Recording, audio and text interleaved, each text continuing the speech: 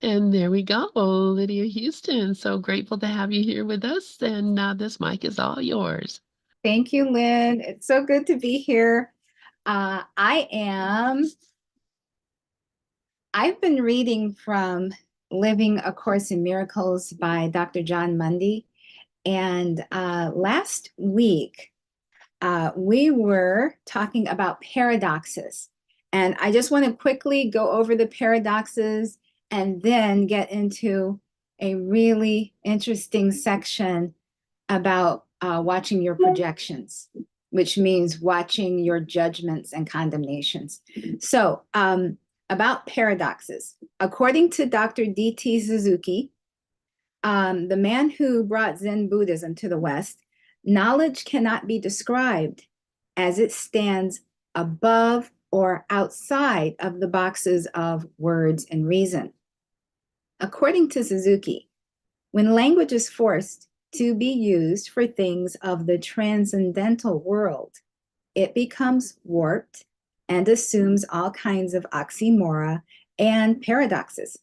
Satori, the spiritual goal of Zen Buddhism, is an experience free of concepts.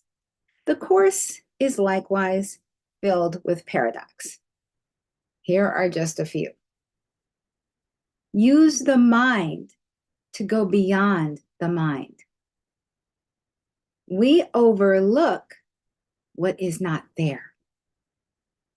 To say of myself, I can do nothing, is to gain all power. We forgive what no one ever did. A miracle is the doing of undoing, or the undoing of doing. If you want to see, close your eyes. Matter does not matter.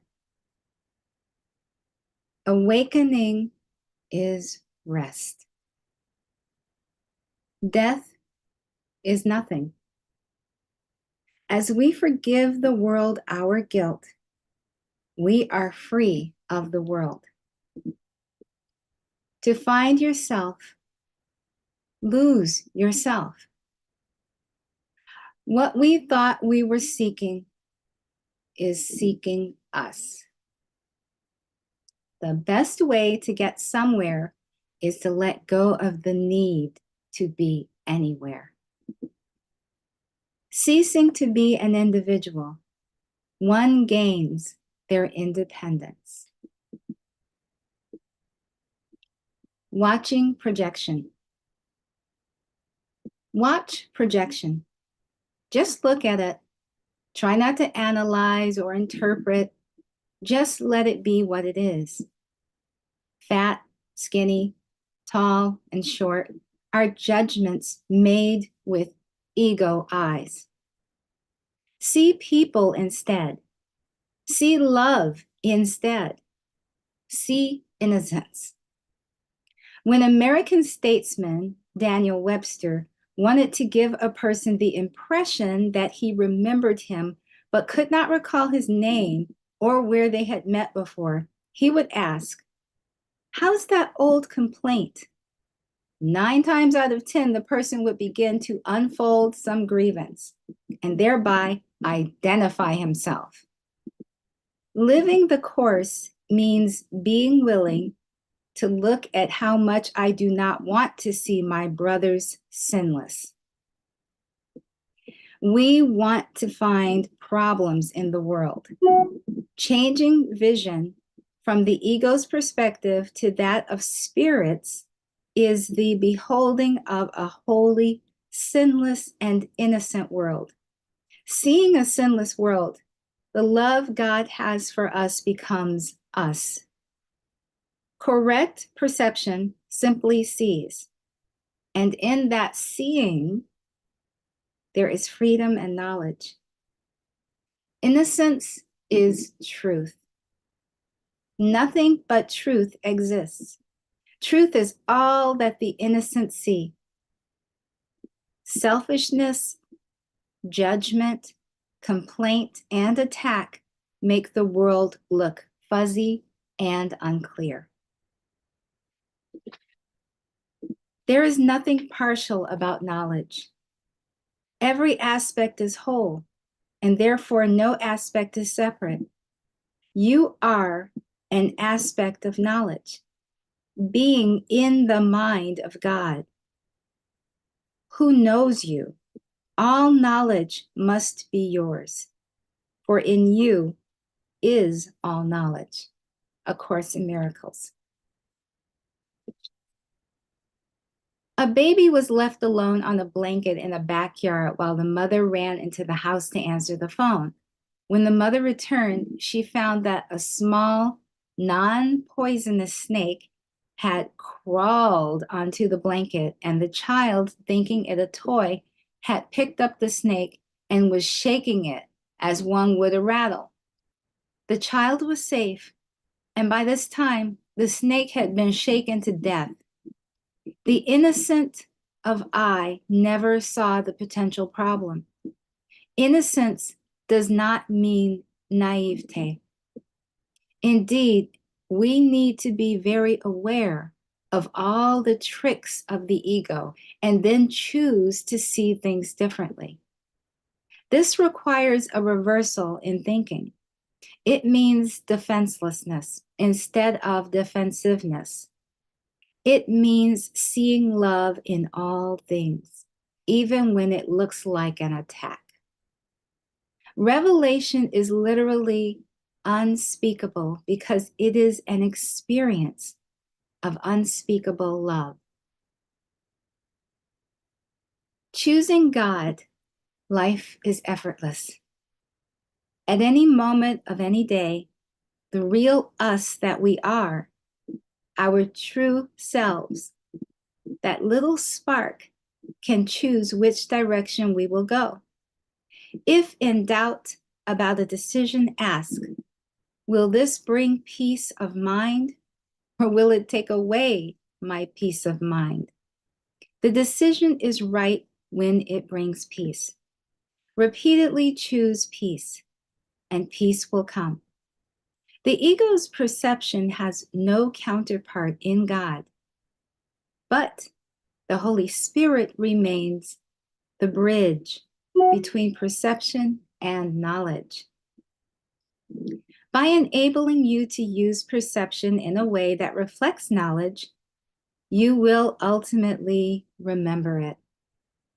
A Course in Miracles. Perfect vision casts out sin. It cannot see what is not there. A Course in Miracles. Chapter 15. Healing the terror within. On anger and responsibility. And before we get into chapter 15, I just wanted to make a comment about judgments and condemnation. A lot of us don't watch our judgments and condemnation, and they can be as subtle as, what is that guy thinking when we're out on the road and someone cuts us off? When you are tempted to judge or condemn someone, and by condemnation, I mean judging someone as being separate than you. Judging, and by that, I mean, let's take example of the driver who cuts you off. You're thinking, what is wrong with that guy? But let's really analyze what you're saying to yourself. What is wrong with that guy means that guy drives crazy. I don't drive like that. That guy is a menace and he is endangering everyone on the road. But I don't drive like that because I'm a better driver. When you set yourself up to be better than or even different, a lot of people like to think that just thinking you're different doesn't mean you're saying you're better. But wanting to be an individual is a part of the condemnation process. It's saying, I stand alone. I'm like this. Everyone else is like this. I have these special qualities that other people don't. That's all a part of the judgment cycle. So when you ever catch yourself thinking about someone in a way that even marginally condemns them, even marginally criticizes them, or makes them somehow less than, realize what you're doing. You are projecting guilt onto them. They should feel guilty for being this way because they're a danger to society. They're not being a good life partner. They're not being a good sister. Whatever. They're horrible parents. Whatever is the condemnation, just realize that you are in the equation somehow, because the judgment implies that they are different than you. They're bad parents, you're not.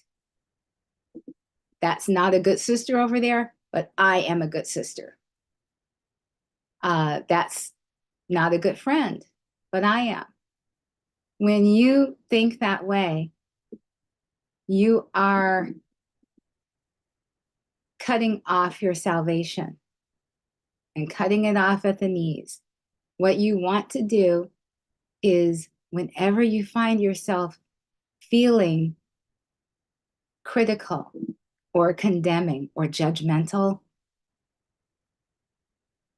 try realizing, just for a second, because this is all done internally, to stop and think what you're really doing. The implication is that you're better, you're different, you stand apart. And what the Course is about is not separation, but oneness. Can you see how you have, in some way or other, been where that person is, thought the same thoughts that that person is thinking right now? And it doesn't make you different. We're all in the same dream, and we're all one. So we are all the innocent child of God, no exceptions. There is nothing different between the priest and the murderer. There's nothing different between the good wife and the adulterer. There is nothing different between the friend who apparently stabbed you in the back and the really good friend. When you can see them both as innocent children of God, you know how to do the Course, and you are doing it.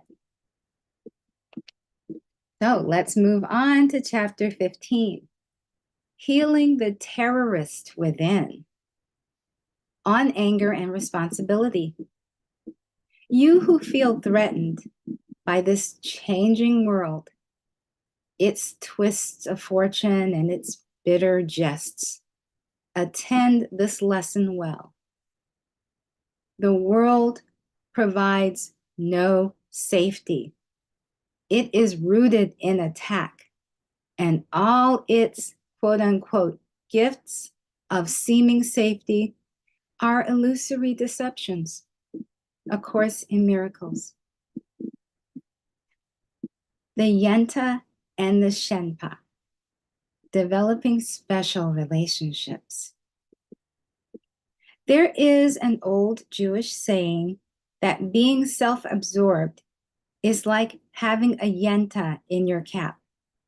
Yenta is a Yiddish word meaning a blabbermouth or a gossip monger. A yenta, as in the play and movie Fiddler on the Roof, is also a matchmaker who must be a busybody in order to make a match. A cap is one's head. The ego is a yenta. It likes to tell stories. There is a similar concept in Tibetan Buddhism known as Shenpa. A Shenpa is a place where we are, quote unquote, hooked. It is a little irritant that works away at the mind. And after a while, we can't stop thinking about it. Letting it go is difficult. Shenpa, if nourished, can become very strong and powerful. A shenpa is an addiction to a way of thinking, a seemingly justified projection.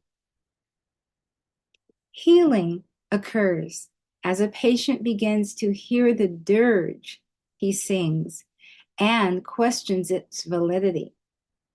Until he hears it, he cannot understand that it is he who sings it to himself. To hear it is the first step in recovery.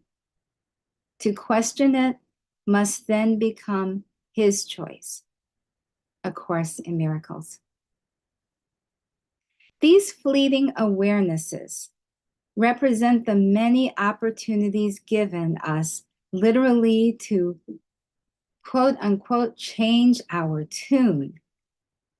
The sound of healing can be heard instead, but first, the willingness to question the quote unquote truth of the song of condemnation must arise. The strange distortions woven inextricably into the self concept, itself but a pseudo creation, make this ugly sound seem truly beautiful. The rhythm of the universe, the herald angel's song. All these and more are heard instead of loud, discordant shrieks. A Course in Miracles. Changing our tune. A yenta or a shenpa can be a grievance we hold in our mind against ourselves or someone else. Some little irritant that keeps working away at the mind, convincing us that we are right. Someone else is wrong, and we have been hurt by them. Early one Sunday morning, while going over my notes for that day's service at a coffee shop in New York City, I noticed a homeless man sitting directly across from me with a cup of coffee in front of him, talking to himself. There were few people around at the time, and he was talking so loudly that by leaning forward and listening carefully, I was able to make out much of what he said. Most people keep their thoughts to themselves. Street folks, however, sometimes let the thought go all the way to the tongue, and it finds utterance through the mouth. I could not make out everything he was saying, but I got enough of it to know that he was practicing a speech he was going to give to someone in authority, a judge or a brother or a sister, perhaps. It was clear that he was building a case and defending himself. Did you ever drive around in your car thinking about some shenpa, building a case for yourself, practicing a speech? To interpret error is to give it power. And having done so, you will overlook truth. A Course in Miracles. When a shenpa comes up, it can get into one's face as a test as to whether or not we're there yet.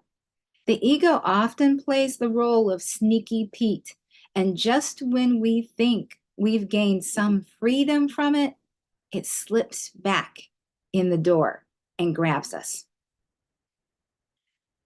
We may think we're judgment free. Then we catch ourselves saying something which is blatantly judgmental. Notice the ease with which each piece is thrown away. A sales clerk is not as courteous as we would like. Our mate does something thoughtless. A little perturbation comes along. Someone says something with the wrong intonation. It is taken as an attack, and zoom, my peace of mind is gone, and I am the one who gave it away. It is as sure as those who hold grievances will suffer guilt, as it is certain that those who forgive will find peace. It is as sure as those who hold grievances will forget who they are, as it is certain that those who forgive will remember. A Course in Miracles. We may get the foolish idea that if we tell someone off really good once and for all, they will get it and shape up. Let's be clear. It never happens. It never happens because we're attacking another ego. Attack never works. Countering error with error simply provokes fear. How is it possible that in order to make others better, we should first make them feel worse? When we are humiliated or mistreated, does it make us feel like we want to be more cooperative? I would rather have peace of mind than give someone a piece of my mind. If you perceive offense in a brother, pluck the offense from your mind. A Course in Miracles. Go the other way. If I have a splinter in my finger and it is hurting me, I will pluck it out and throw it away. If a thought is hurting the mind, I can take it out and throw it away.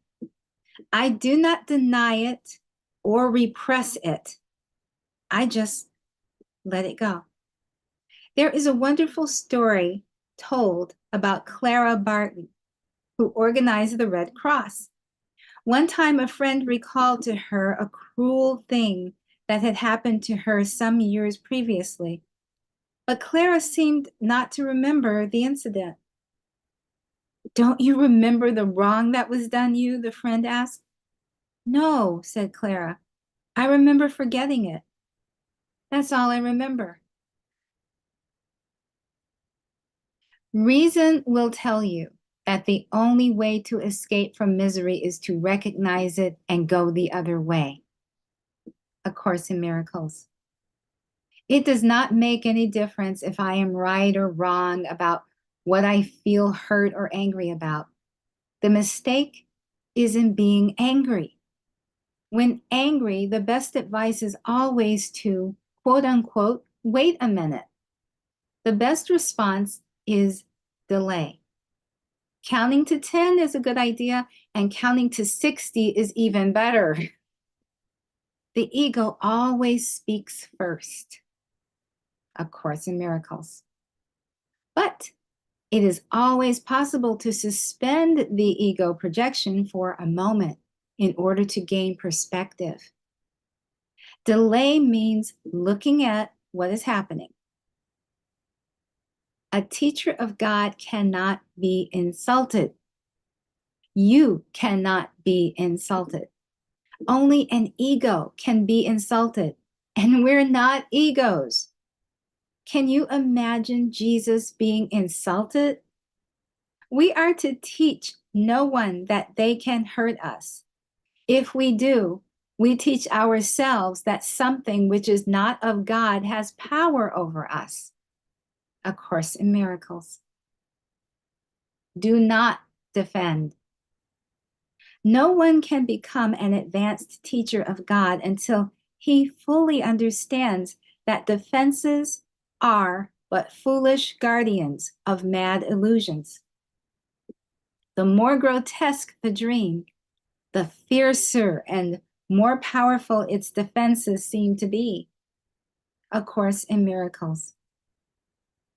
Defenselessness is all that is required for the truth to dawn upon our minds with certainty. A Course in Miracles. While defenses, quote unquote, seem to protect us from our guilt, fear, and seeming attack of others, they actually make us more insecure and afraid. Ultimately, we stand naked before God. There is no effective attack, blame, or defense to be offered before God against any person. Excuses don't work in heaven, and they don't work here either. But what should you do if someone were to walk up to you and start attacking you physically? Do everything in your power to stop them for 3 reasons. 1, we still believe that we are bodies. Proof of that fact is that we are hanging out in bodies. As long as we are hanging out in a body, we will believe that it can be hurt. We would not want our body to be hurt or disabled, so we will do whatever can stop someone from hurting it. 2, we would not want to facilitate error in a brother. If we let somebody beat us up, we are being an accessory to a crime. We would not want to be an accessory to a crime. We would not want to be a victim. 3, we are not called upon to be martyrs. I'd like to say that again. We are not called upon to be martyrs. To say do not defend simply means don't defend the silly ego. It is, after all, a silly ego. It is not who we are. Jesus is standing in front of Pontius Pilate. Pilate says to him, "Do you not hear all the accusations made against you? Don't you have anything to say for yourself?" And he does not. If Jesus had come back at Pontius Pilate with, "Yes, I really am the Son of God, and you're making a big mistake here," we might have questioned whether or not he was the Son of God. Defenselessness does not mean not protecting my body if someone attacks me, permitting destructive behavior, letting others take advantage of us, or living under conditions which are abusive. Let them be as hateful and as vicious as they may. They could have no effect on you unless you fail to recognize it is your dream. A Course in Miracles. Handling criticism. What should we do if someone has a criticism of us? Listen. Listen very carefully and ask. 1, why is this person saying what they are saying? 2, is there even a grain of truth in what they are saying? 3, is there some way I might change to make things better? 4, is there any chance that I can see this differently? Maybe the other is right. Maybe they are wrong. If they are wrong, they need my love. If they are right, they need my love. We should always remember that if someone says something bad about us, they are talking about their projection of us. As everything is a projection, there is no reason to take anything personally. We need not be, quote unquote, reactive if someone has something to say about us that is good or bad. If we are reactive, there must be some reason for us to be reactive. Being reactive means I need a better way of seeing. For this reason, we need not take too much delight in praise, nor should we be too disheartened with blame. In either instance, we are seeing ourselves as special. If my brother is attacking me verbally, valuable information may be coming my way. This person may be telling me something that no one else will. By listening carefully, I come closer to understanding the other, and I come closer to a solution. Listening to the criticism will probably be appreciated. This is the real meaning of doing unto others as we would have them do unto us. What others say to me is what I have asked them to say. The only thing ever needing correction is my mind. Seen correctly, I cannot be insulted because there is no quote unquote I to be insulted. There remains the possibility that the other is wrong, in which case I need to look at why I would be upset if they are wrong. If there is no truth in what is being said, why would I be upset about that which is not true? I watched a bang bang shoot 'em up, get in the cars and chase each other scene on television. All the good guys or the bad guys had to do to get in a fight started was to say something about the other guy's mother. Oh my God. Do we not know who our mother is? If something is said against us falsely, this does not mean that we should not say what is true. To respond in anger is always a mistake. All anger is an attempt to make someone else feel guilty.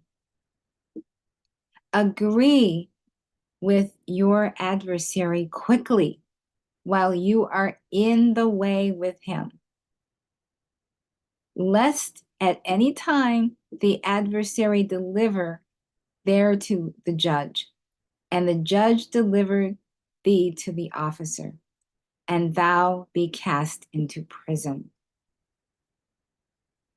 Oh, Matthew, the New Testament. Not attacking does not mean that we never disagree. It takes skill to be a parent, a school teacher, counselor, or employer who can deal with difficult situations without anger, attack, spite, or malice. Good teachers never terrorize their students. A Course in Miracles. Dr. Ken Wapnick writes in A Course in Miracles and Christianity, I have frequently made the public comment that one of the most important lessons a teacher of God can learn is how to disagree with someone, whether that person be on another spiritual path or a student of the Course, without it being an attack. Anger keeps the ego alive. With anger dissipates, but anger dissipates when we see we have no need for it. Fixing egos.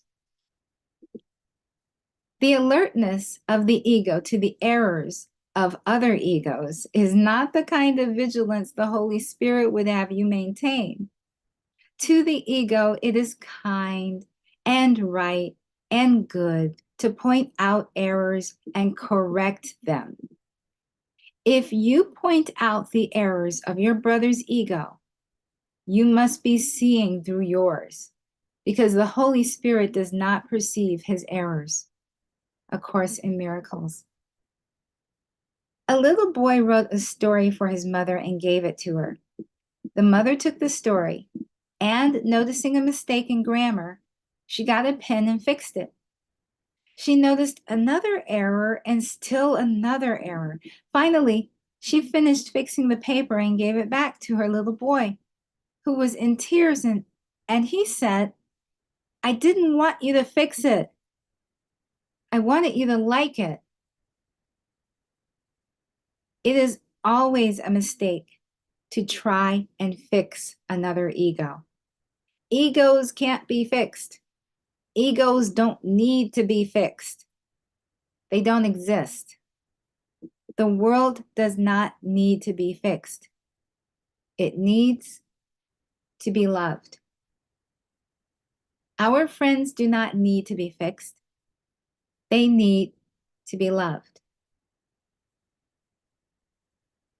Our children do not need to be fixed. They need to be loved.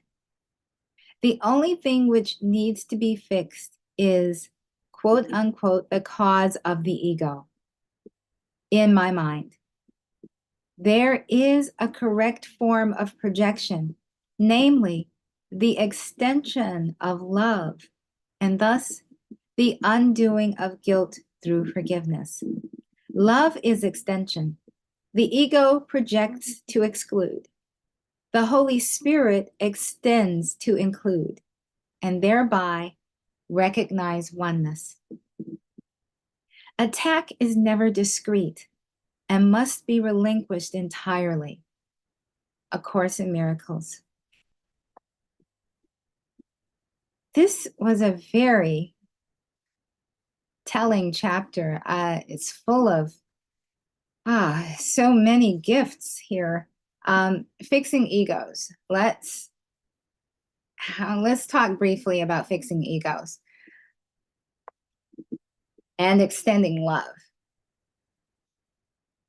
If you have a relative, a loved one who has a substance abuse problem and you are constantly at odds with them, you have a lot of judgments. Sometimes you voice them, sometimes you don't. Sometimes you're just silent and angry. And by extending love, the Course is talking about in your mind. It's not talking about going to get someone from rehab when you don't feel like driving, getting up in the middle of the night to go get someone who's drunk and disorderly. If you feel guided to do these things, that's one thing, but you don't have to do anything. All you have to do is love them in your mind. And by love, I mean total acceptance, unconditional acceptance, because this person or this seeming person who seems to be in this body behaving this way is actually just a part of God, just another part of the whole. And all you have to do is love them. You don't have to do anything.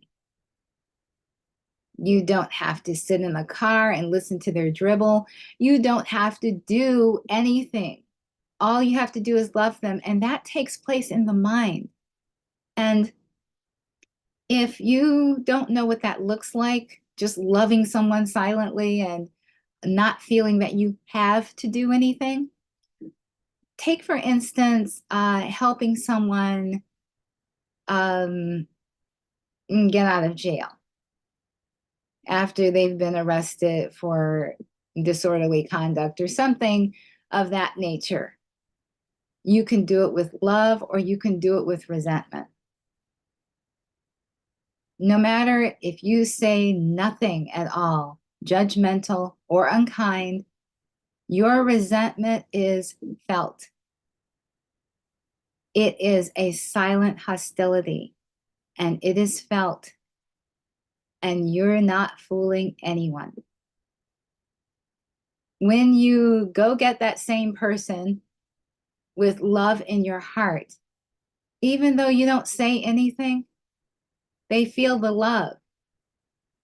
They feel accepted.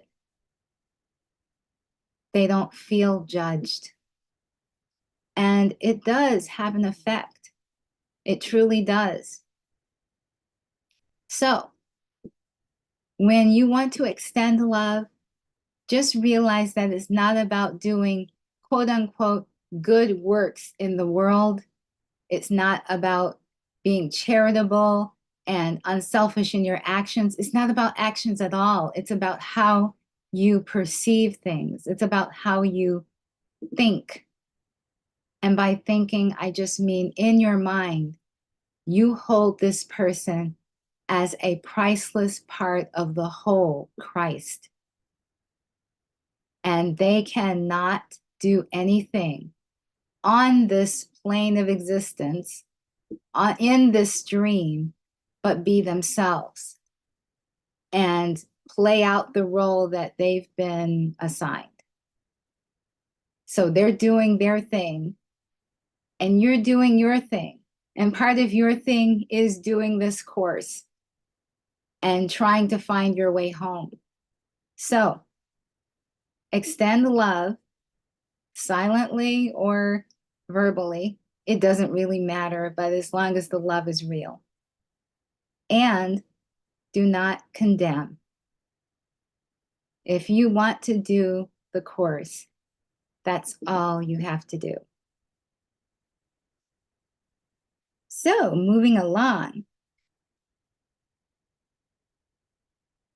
Attack is never discreet and must be relinquished entirely.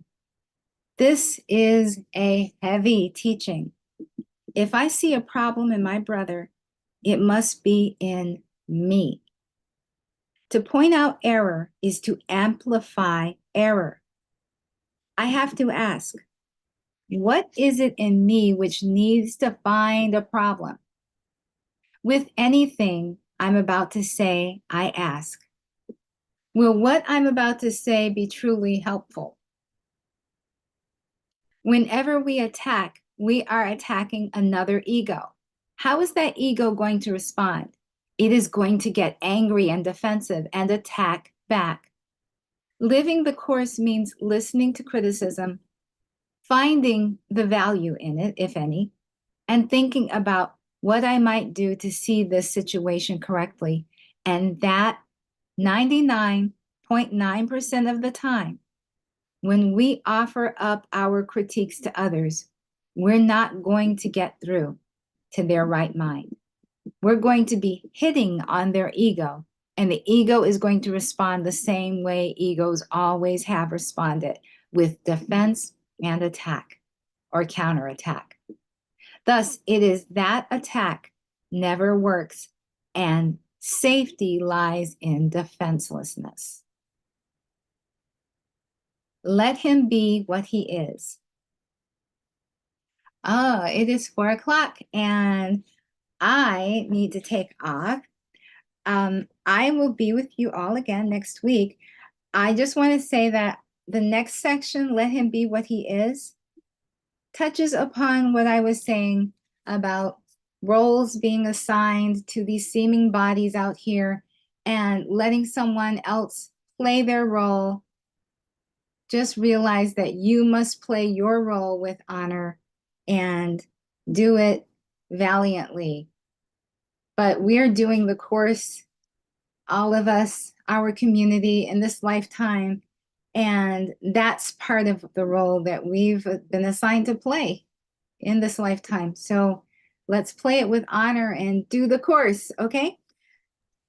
Thank you so much, Lydia. That was beautiful. And it's interesting. If you used to call John and would get his voicemail, that's what it would be on his voicemail.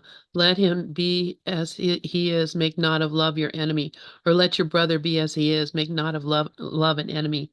And I always thought that was so interesting that he had that in his answering machine.